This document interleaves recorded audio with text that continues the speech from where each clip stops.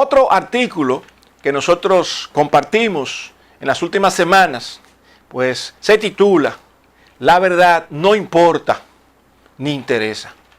Y lo voy a leer para ustedes. La inexistencia de equidad en la aplicación de la ley, que es materia prima de la inexistencia institucional del país, rompe con todos los paradigmas morales y éticos de la sociedad dominicana. Es más importante responder la pregunta: ¿conviene esta información o decisión? ¿Para qué llegar, defender o mantener el poder? Que develar la verdad sobre los hechos o realizar actividades que lleven el bienestar a la población. La práctica va demostrando cada día que lo que menos importa es el bienestar de la colectividad y, por el contrario, lo que luce ser más atractivo es sacar provecho personal y político a cada acción o decisión que se toma. Acciones y decisiones que lucen ser congruentes y lejos de ser independientes, siguiéndose, como luce ser evidente, una misma línea programática en los denominados poderes del Estado. Esto evidentemente incluye a la prensa cómplice del descalabro moral y social que vive la nación, pues al mediatizar, callar cosas que deben ser develadas con total detalle y transparencia, o sumándose, formando parte del altoparlante que intenta manipular las masas mediante mensajes claramente planificados. Lo malo de este escenario es que cada día se confía menos en las personas que ostentan el poder y que lamentablemente son las autoridades, contribuyendo más y más a la formación de un desorden organizado que empujará cada día más al país a parecerse a un Estado fallido. Que existen leyes bravas, sabemos que existen. Que se aplican a los más débiles, bravo, sabemos que es así. Que se crea opinión en base a temas convenientes, bravo, así se manipulan las masas. Se ha dicho insistentemente que una mentira repetida constantemente se convierte en una verdad. Sin embargo, contrario a esta moción está el pensamiento de Gandhi, que implica todo lo contrario. Una sola persona puede tener la razón, aunque todos los demás opinen lo contrario. Y es que una cosa es la conveniencia y otra cosa es la verdad. Voy a citar algunos ejemplos de esto. Un ejemplo real, vigente. No conviene proyectar un ejemplo real, vigente, actual. No conviene proyectar una imagen negativa del país, sobre todo por el tema del turismo. Sabemos que en esta industria la seguridad es una materia muy sensible. Por otro lado está la realidad competitiva de otros destinos turísticos. Es decir, si la República Dominicana deja de recibir turistas por temor a la criminalidad o a la delincuencia o por cualquier otra razón, entonces esto favorece a los demás países que también tienen metas de lograr incrementar sus ingresos a través del turismo. Esta es una realidad, una evidente realidad competitiva. De hecho, es posible que se den mensajes que invitan a no visitar al país, mensajes que pueden provenir de países hermanos, pues desacreditando a la República Dominicana, menos turistas vendrían y más irían a visitarles a ellos. La otra cara de la moneda se ve diariamente en las calles. Creo que pocas familias en el país no han tenido de cerca un caso relacionado con la violencia, la criminalidad y la delincuencia. La inseguridad que se vive en el país es real. ¿Duele? Sí. ¿Conviene? No. Pero ¿a quién le conviene menos?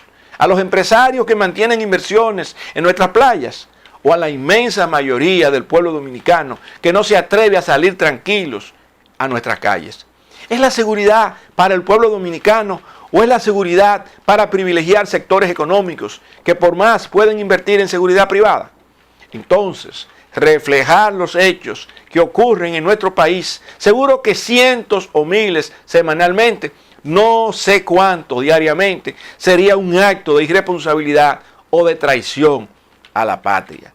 Ahí cité un ejemplo, pero hablemos de otro caso. Existe una ley que indica que se prohíbe en el país la práctica del vudú y otras prácticas que provienen de la cultura haitiana. Esa ley data de la era de Trujillo. También existe una ley que indica que las escuelas públicas deben leer la Biblia, algún versículo diariamente. Algunos analistas indican que existiendo la libertad de cultos en nuestra Constitución, no se puede obligar a nadie a leer un libro religioso y mucho menos obligar a personas que profesan otras creencias a que lo hagan. Se quiere utilizar el estricto respeto a la Constitución de la República en esta materia y de esta manera coayudar de manera directa o indirecta a la depravación que implicarían las consecuencias de implementar la ideología de género en el país. ¿Por qué? Sencillamente porque la Biblia dice claramente que se opone a la homosexualidad, al lesbianismo, al incesto, a la pedofilia, al feminismo, a las conductas afeminadas, a la práctica de la sodomía. Evidentemente, la agenda de la ideología de género, impulsada desde la ONU, plantea la venta masiva de antiabortivos, las leyes que permiten el matrimonio de personas del mismo sexo, leyes relacionadas con la eutanasia, la pedofilia, la autonomía infantil, para citar algunos ejemplos. Y entonces, cuando vemos a un secretario de Educación justificar la no lectura de la Biblia por considerar la cultura extraña haitiana, ya que ellos practican el vudú, se comete de manera expresa una blasfemia contra los intereses sagrados de la nación. Un desafío a nuestras creencias, nuestra cultura y nuestros valores patrios. Ahora vemos el triste caso del atentado contra David. Y todo luce indicar que se dicen las cosas convenientes. Sabrá Dios en función de intereses desconocidos por la población. Alguna gente habla de intereses oscuros, adjudican al Estado el atentado contrario a las distintas versiones que se plantearon. En definitiva, dos versiones conceptuales. Una que responsabiliza a la víctima prácticamente revictimizándola y otra que señala a los organismos estatales que se relacionan con el poder y la uniformada. La prensa también lució dividirse, los medios y las redes también. Algunos líderes de opinión hasta alabaron la excelencia y la efectividad de las pesquisas hechas por los organismos de seguridad y de investigación criminal. Otros, en cambio, indican que se trata de toda una trama para ocultar y no tocar intereses supuestamente ligados al ejercicio del poder. Al fin y al cabo, como se nota, lo que menos interesa es la verdad, sino proyectar las ideas convenientes. Es lo malo de todo este proceso que destruye cada día la institucionalidad del país.